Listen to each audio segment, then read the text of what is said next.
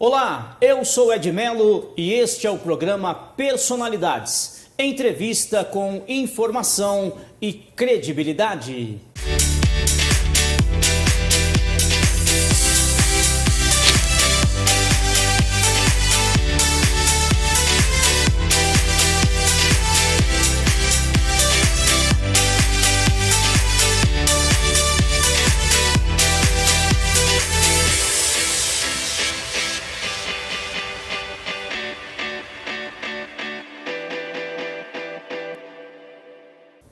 Seja bem-vindo, programa Personalidades, e você é o nosso convidado especial através da Astral TV. Você que nos acompanha, muito obrigado. Canal 33.3 em São Paulo, capital, regiões metropolitanas e também em Campinas, o canal 47.1. Você é o nosso convidado especial, capital, interior, você que nos acompanha também pelas principais plataformas digitais, o nosso muito obrigado. Programa Personalidades sendo abraçado pelo Brasil inteiro e você pode seguir, acompanhar e se inscrever. Clique no sininho através do canal do YouTube e receba as notificações com a rapidez e a agilidade que você merece. Programa Personalidades Oficial e siga o Ed Melo pelo Instagram, Ed Melo Oficial. Eu espero por você. Eu te sigo, você me segue e nós estamos sempre atentos com os principais e melhores convidados do Brasil. Hoje o meu convidado é advogado, escritor e palestrante. Nascido em Brejo da Boa Vista, no município de Barra, na Bahia, sentiu na pele ao lado da sua família dificuldades que a vida nos proporciona. Nas pequenas cidades do Nordeste e longe das grandes capitais do país. Mesmo com as adversidades, se tornou um dos grandes advogados do Brasil. Palestrante, escritor e defensor das causas familiares e da violência obstétrica. Tenho a honra de receber novamente, e o bom filho a casa torna, o nosso querido amigo, doutor, advogado Ismar Jovita Maciel. Seja bem-vindo. Edir, muitíssimo obrigado. É uma honra estar aqui novamente, estar aqui com você.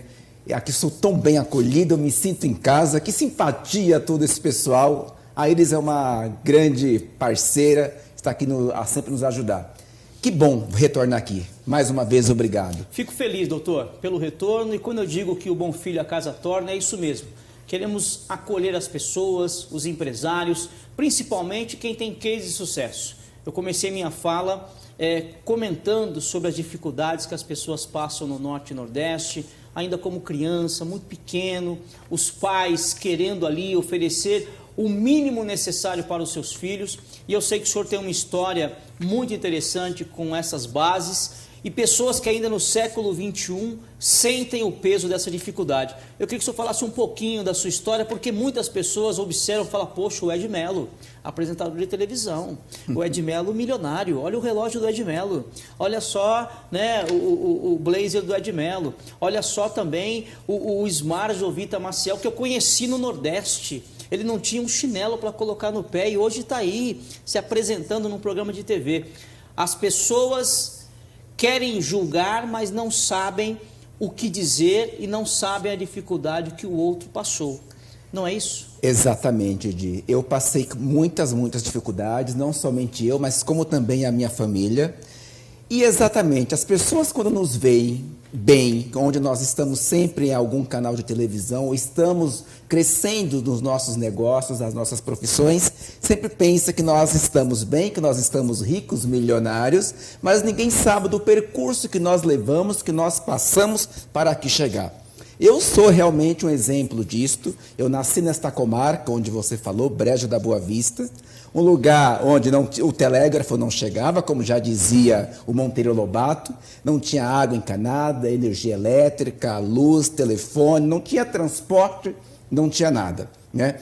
Então, mas tudo isso, e eu conto isso não para vitimizar, ser uma vítima, muito pelo contrário. Não tem vitimismo aí. Jamais. Eu conto isso com muito orgulho, porque isso fez e me transformou na pessoa que hoje eu sou.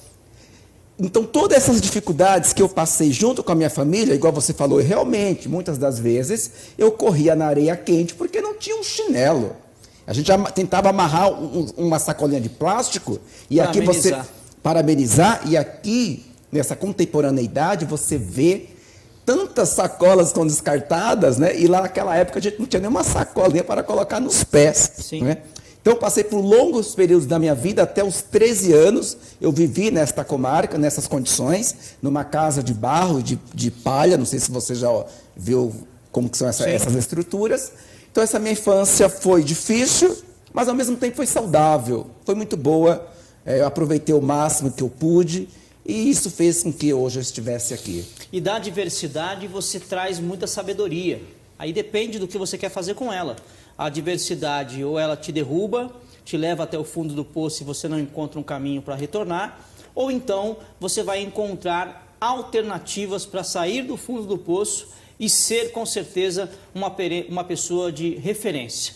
Ao meu lado, uma delas, o Dr. Ismar Jovita Maciel, e a pergunta que fica é: a educação transforma?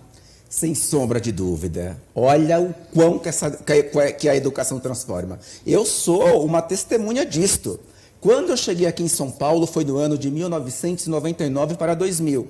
Eu cheguei e estava com 13 para 14 anos. Eu não sabia ler, não sabia escrever, não sabia nem o alfabeto. 13 anos de idade. Com 13 anos de idade. Eu comecei a estudar numa escola estadual próxima à minha casa, no ano de 2000 para 2001. Eu vou arredondar para 2001. Certo. Com 14 anos, o primeira série do ensino primário. Agora você imagina aquele grandalhão com aquelas criancinhas, ultrapassado, atrasado. E quando eu comecei a estudar desde a primeira série do ensino primário, ali realmente eu me vi como um ser humano. E dali me deu muita garra, muita força de vontade para que eu continuasse a estudar. E hoje, o que eu sou foi a minha garra, a minha vontade de estudar. Portanto, a educação transforma assim. Sem educação, nós não conseguimos manifestarmos quem nós somos. E eu costumo dizer, sem educação não há desenvolvimento, e sem desenvolvimento não há educação. Se você quer ser uma pessoa melhor, se você quer crescer, quer marcar a tua história, quer fazer diferença na sociedade, que você realmente estude. E aqui eu costumo dizer, nós vivemos numa sociedade completamente tecnológica, com todos esses cursos rápidos, preparatórios, e eu ouço muitos jovens falar: eu não vou fazer uma faculdade, não vou fazer uma pós-graduação, não vou fazer um mestrado, porque isso não dá dinheiro. Olha que, desculpa o termo, olha que imbecilidade. Imediatismo. Imediatismo e uma grande imbecilidade, porque quando você estuda, você não estuda simplesmente para ganhar dinheiro. O dinheiro é uma consequência. E uma coisa que é inalienável é o teu conhecimento. Os grandes filósofos já falavam isso. A única coisa que você carrega contigo quando você morrer é o teu conhecimento, as coisas boas que você fez. Portanto, galerinha nova dessa tecnologia, estudem, não se iludam com esses cursos rápidos, onde pode dar um dinheiro rápido, mas não esqueça, o dinheiro acaba. E se você realmente, quando o teu sucesso for diminuindo, se você não tiver uma boa base estrutural, você vai cair. O que eu costumo dizer sempre, a árvore, primeiro ela começa como? Enraizando, construindo a sua base. Alicerce. O alicerce. Um exemplo, o bambu leva praticamente, acho que não sei quantos anos para ele poder desenvolver, porque ele começou primeiro a criar a sua estrutura. E assim deve ser a vida. Nós não podemos ter esse imediatismo. Igual há pouco tempo você falava dessa sociedade tecnológica, né? A sociedade, infelizmente, ela vai estar perdida. Se assim ela continuar nesse todo andar. Até abro uma deixa e menciono. Para os nossos telespectadores, inclusive vocês se quiserem ler, leia o livro chamado Dopamina, a molécula do desejo. Cara, eu recomendo este livro porque ele te dá uma visão de mundo e te mostra como que você pode criar meios para você prever o futuro e como que você pode viver numa sociedade tão contemporânea, tão tecnológica, que muitas das vezes, se você não começar a desenvolver a sua inteligência emocional e social, você não vai ter sucesso. O dinheiro acaba, mas o conhecimento permanece. É um resumo muito claro de tudo que está dizendo o Dr. Ismar Jovita Maciel. Claro que a tecnologia é sempre bem-vinda, a evolução é sempre bem-vinda, mas sabendo usar não vai faltar. Utilize com inteligência, tenha referências. Eu, por exemplo, tenho Silvio Santos como a minha referência de comunicação. Então você tem que realmente ter grandes mentores, amigos, parceiros que passam por aqui e que trazem as informações que você precisa agregar. Muitas delas não funcionam, você descarta, mas algumas funcionam. Você não é o sabedor de tudo, você tem que seguir conhecendo, ouvindo e principalmente praticando. Doutor Ismar, o que falar sobre Ivanete, sua irmã? Ah, é verdade. Ah, Ivanete. Ivanete é uma irmã, para quem não sabe, é uma junção de irmã com mãe.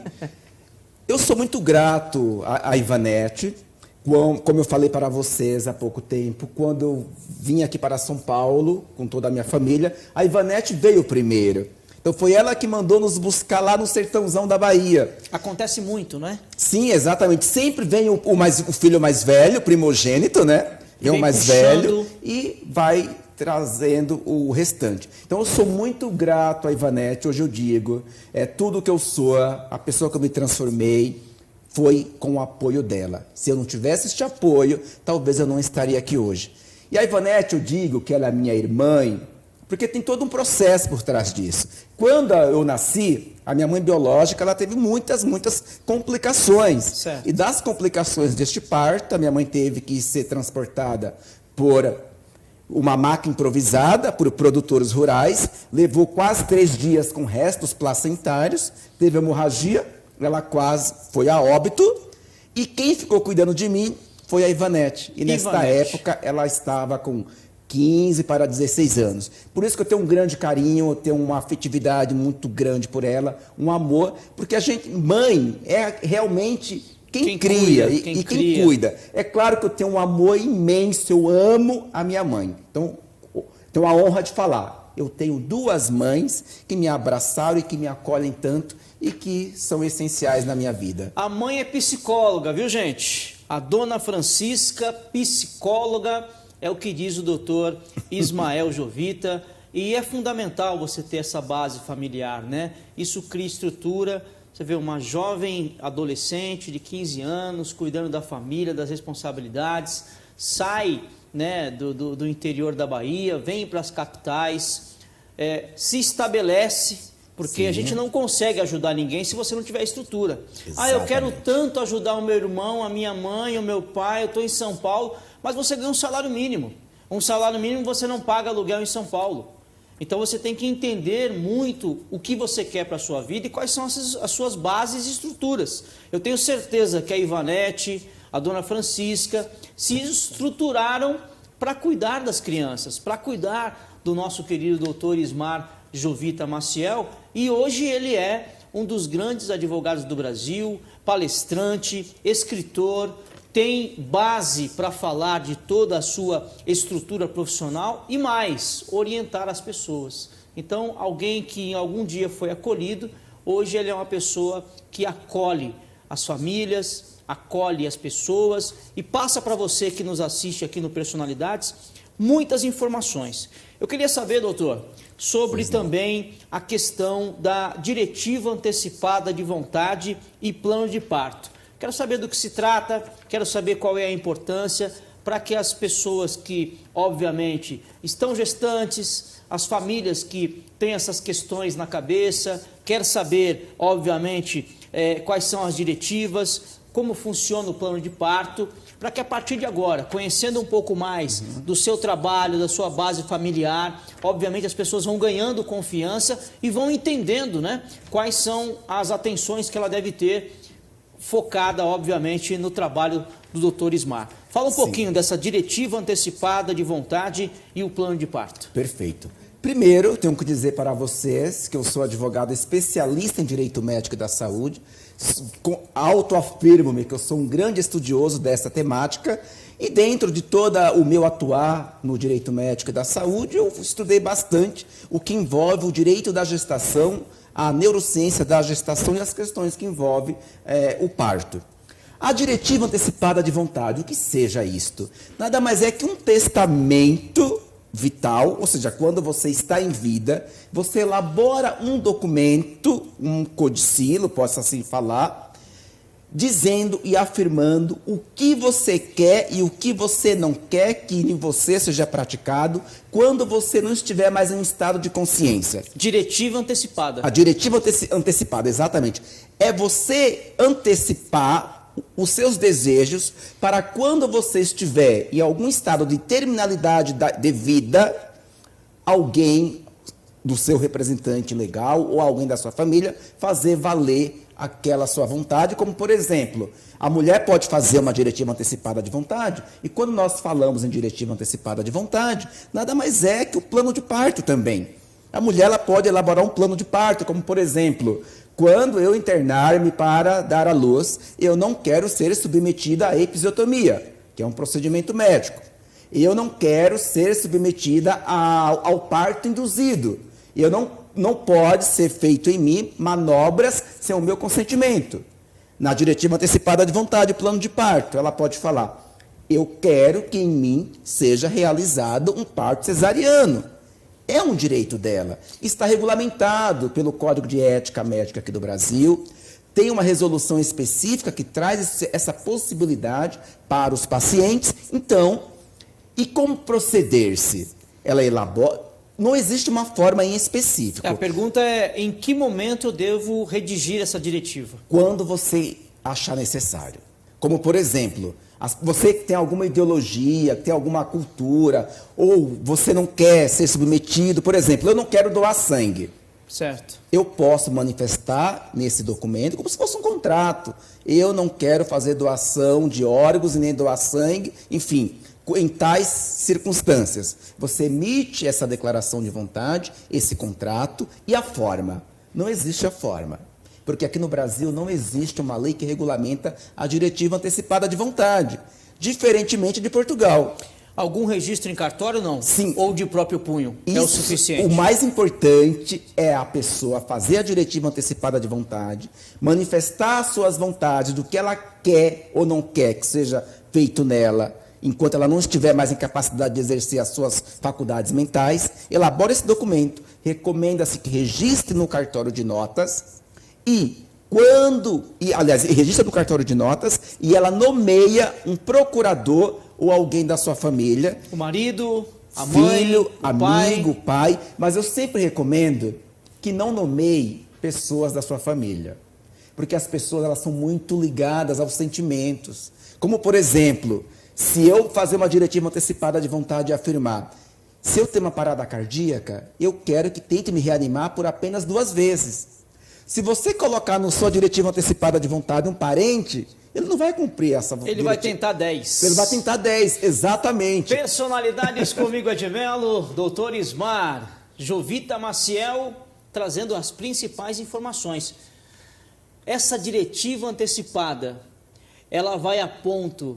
de levar a pessoa a imaginar que pode entrar em óbito? Não entendi a sua pergunta. Esta documentação de diretiva antecipada, passando as informações do que ela quer, entendi. Ela pode, obviamente, se preocupar em fazer ou não nas questões de eu vou entrar em óbito ou não, por isso a diretiva, e muitas pessoas não fazem? Depois do comercial, Perfeito. o senhor me responde. Olá, meu amigo empresário de todo o Brasil, seja mais uma vez muito bem-vindo ao programa Personalidades. Quero convidar você para estar conosco, divulgando sua marca, o seu produto para milhares de pessoas através das redes sociais e também pela televisão. Fique ligado no programa Personalidades, por onde passam vários cases de sucesso. Eu espero por você. Propagandas, divulgações, publicidades. Traga o seu case de sucesso aqui para o programa Personalidades. Eu, Edmelo, espero por você. Personalidades, entrevista com informação e credibilidade.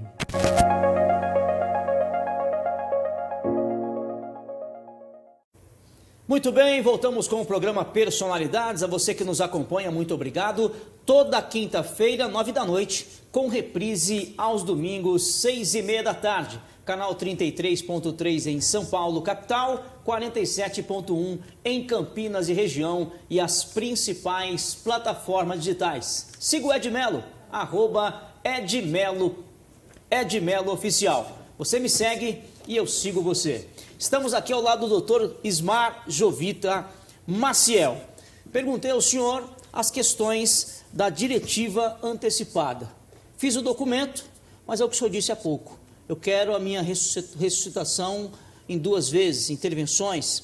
A pessoa ela pode correr o risco de não querer fazer o documento, pensando exatamente no emocional do familiar, pensando que ela pode entrar em óbito por algumas questões que ela talvez não tenha colocado na diretiva antecipada.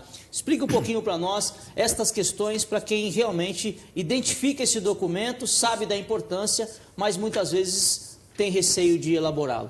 Perfeito. A diretiva antecipada de vontade, como todos nós sabemos, qualquer ato médico, qualquer cirurgia, de fato, tem riscos. Você pode ir a óbito. E quando você elabora essa diretiva antecipada de vontade, Edi, é você circunstancializar, você dizer que, igual falei há pouco tempo, quer que seja feito tais manobras. Certo. Portanto, o familiar, e aqui eu repriso novamente, o familiar não deve ser nomeado como representante daquele paciente. Porque se o paciente lá colocou na diretiva antecipada de vontade, se eu tiver uma PCR, uma parada cardiorrespiratória, eu quero que tente me reanimar por apenas 2 vezes. E se o familiar estiver acompanhando, vai fazer o quê? Igual você falou há pouco tempo. Vai fazer com que seja repetida quantas vezes forem necessárias, até tentar, em aspas, salvar aquele paciente. Ele vai usar 100% da emoção. Exato. Aí vai descumprir aquela diretiva antecipada de vontade do paciente. Para ficar mais claro, eu sei que realmente as pessoas têm medo, os familiares têm medo, mas o que seria interessantíssimo? Eu vou pegar um exemplo de Portugal. Lá em Portugal tem um sistema que é chamado Rentev, que é um sistema onde qualquer paciente ele elabora a sua diretiva antecipada de vontade, o seu testamento vital, ele armazena numa base específica e quando aquele paciente dá entrada no hospital, o médico já vai ver. Aquela base de informações. Ele tem uma diretiva antecipada de vontade, o que ele deseja, o que ele quer, o que ele não quer. Aqui no Brasil, igual eu falei, nós não temos uma lei que regulamenta isto. Nós temos resoluções do Conselho Federal de Medicina, mas entenda, resolução não vincula. O que vincula é lei. Entendi. Mas tem outros dilemas éticos que, uma vez que o paciente declarar essa vontade, o médico ele tem por obrigação cumprir, mas desde que não sejam situações que vão violar completamente a ética, né? Porque o médico também tem um dever de salvar. Ele tem um dever ético de praticar o princípio da beneficência, que é buscar o que tiver ao seu alcance para minorar o abalo da saúde do paciente. Então, tem limitações. Não é qualquer circunstâncias que o médico vai ser obrigado a cumprir aquela diretiva antecipada de vontade. Programa Personalidades, trazendo aqui o doutor Ismar Jovita Maciel, falando sobre os direitos e os deveres. Os direitos que você tem, os deveres que você deve ter e, obviamente, os cuidados médicos e necessários no hospital, nos postos de saúde. Nós estamos aqui tentando esclarecer para você as opções e alternativas que você tem de documentar as suas vontades, seja por questões de violência obstétrica, seja por questões de diretiva antecipada, como o doutor está comentando. Mas é óbvio, é importante você esclarecer e deixar tudo muito claro quanto às suas vontades. Não quer dizer que nós estamos falando aqui que você vai entrar em óbito. Pelo contrário, a opção aqui é que você tenha uma saúde plena e que os médicos tenham consciência e ciência do que você espera naquele momento tão importante da sua vida, que é, obviamente, depois de 9 meses, uma gestação, quer uma criança que venha com saúde, uma criança que venha saudável e que faça parte e alegria da família. Portanto, você, pai, mãe, avô, avó, tio, tia, sobrinha, fique atentos com os seus direitos e, claro, fique atento também com as questões médicas e hospitalares. Doutor Ismar, nós temos o nosso quadro que o senhor já conhece, que é o Personalidade Responde. O senhor está aqui mais uma vez para responder as questões dos internautas e dos nossos telespectadores. Pode soltar.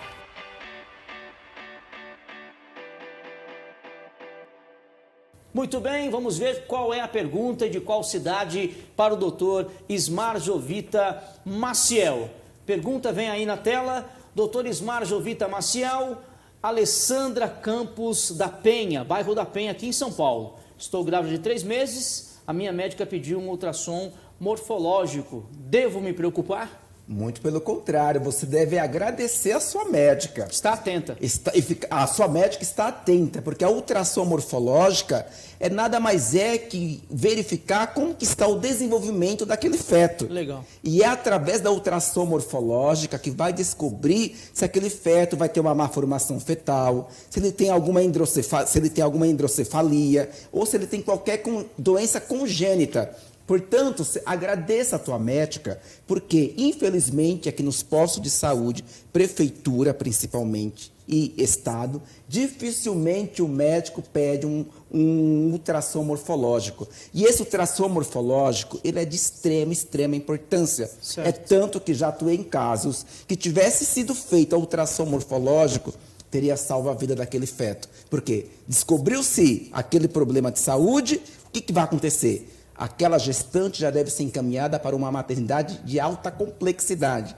E ser monitorada. E ser monitorada. Portanto, a sua médica está certíssima. E não te preocupe, é de extrema importância para avaliar o desenvolvimento, o peso e assim por diante. Agora, se fosse um outro exame específico, a amniocentese, aí já teria que ficar mais atenta, porque a amniocentese parecido com a ultrassom morfológica, mas ela é mais invasiva, é para descobrir doenças muito mais profundas da formação do feto. Muito bem, esclarecendo, doutor Ismar Jovita Maciel, as informações e as perguntas que vocês fazem, fiquem à vontade, redes sociais abertas para que você possa perguntar aos nossos convidados. Pegando esse gancho, doutor, esse exame, ele deve ser solicitado com 3 meses de gestação, 1 mês de gestação, próximo aos 9 meses de gestação, em que momento, até para que o paciente fique atento, está pedindo com 3 meses, deveria pedir com 7, qual é o momento em que a paciente deve ficar atenta com esse pedido do médico e da médica? Eu recomendo, e as diretrizes e a medicina baseada em evidência, que deve pedir no trimestral. É de extrema importância que no primeiro trimestre se peça esse exame. Certo. Porque é nesse trimestre onde está havendo a formação do feto, principalmente a formação cerebral. Então, ele é crucial nos 3 primeiros meses. E aos 6 meses, e pode pedir até com mais meses. Caso não peça? Aí a sua médica ela pode incorrer em alguma negligência por não pedir este exame. Se o médico não pedir, você como paciente tem a prerrogativa de solicitar que o seu médico, de solicitar ao médico que ele prescreva este exame morfológico. Muitas vezes elas dizem que o médico não pediu e ela questionou e o médico disse que sabe o que está fazendo. Então, doutora, o senhor vai pedir, não vai pedir? Então, a paciente deve insistir no pedido. Sim, a paciente deve insistir no pedido da ultrassom morfológica ou de qualquer exame. Se o médico seguir resistente, a paciente tem direito a uma segunda opinião médica. Isso é garantido pelo nosso ordenamento jurídico e garantido pelas normas que regulamentam a medicina aqui no Brasil. Então, se o seu médico assistente, o seu médico que lhe acompanha, o médico de família, o médico do pré-natal, não quiser fazer, converse com o gerente da unidade de saúde ao qual você está vinculada, para você conversar com outro médico e esse outro médico vai fazer o pedido da ultrassom morfológica, porque é um direito teu. Posso dizer que isso é uma violência obstétrica? Sem sombra de dúvida, é uma violência obstétrica. Mesmo não estando no ato, no momento do parto, já antecipadamente é uma violência obstétrica? Sim, é uma violência obstétrica, porque violência obstétrica ela não acontece apenas no momento do parto. Ela inicia do pré-natal até 42 dias após o nascimento do bebê. Certo. Então, se o médico, por alguma conduta, e o paciente solicitou, ou havia algum indício, ele não pediu, além de ele cometer uma falha ética, dele cometer uma falha na prestação do serviço médico obstétrico, ele comete também uma violência obstétrica negligencial, uma violência obstétrica institucional, né? Porque muitas das vezes é padrão daquela unidade de saúde, daquela maternidade, não pedir determinados exames para economizar o quê? Dinheiro. Certo. Como se dinheiro valesse mais que uma vida. Né? Então, é uma prática de violência obstétrica institucional. Muito bem. Doutor Ismar Jovita Maciel, vamos chegando aos minutos finais do nosso programa. Quero mais uma vez agradecer a sua presença. É a segunda vez que o senhor está conosco. Volto a repetir que o Bom Filho a casa torna, sempre com muitas informações pertinentes, agregando muito valor ao nosso programa. Portas sempre abertas. Este singelo presente é oferecido ao senhor por Íris Esperando Produções. Um bom vinho, para que o senhor possa ter momentos também de alegria. E, é claro, volte mais vezes. Muitíssimo obrigado. Deixe sua mensagem e obrigado pela presença. Muito obrigado pelo vinho, amo tomar vinho. Eu quero dizer para vocês, nunca desista dos sonhos de vocês. Por mais dificuldades que vocês passem, persistam, tenham resiliência. E se as coisas estiverem difíceis, podem ter certeza que um dia as coisas vão virar para melhor para você. Tenho certeza que sim. Fique atento, acompanhe o Dr. Ismar Jovita Maciel também nas redes sociais. Fique atento nas palestras, fique atento com os livros que está sendo escrito, violência obstétrica e muito mais informações que você pode ter, claro, do Dr. Ismar Jovita Maciel e aqui no programa Personalidades. Nos acompanhe, @EdmeloOficial, pelo YouTube você pode ver e rever as nossas entrevistas através do programa Personalidades Oficial. Não se esqueça, quando o mundo inteiro está em silêncio, até mesmo uma só voz se torna poderosa. Personalidades comigo, Edmelo. Fique com Deus e até a próxima. Muito obrigado pelo carinho. Entrevista com informação e credibilidade.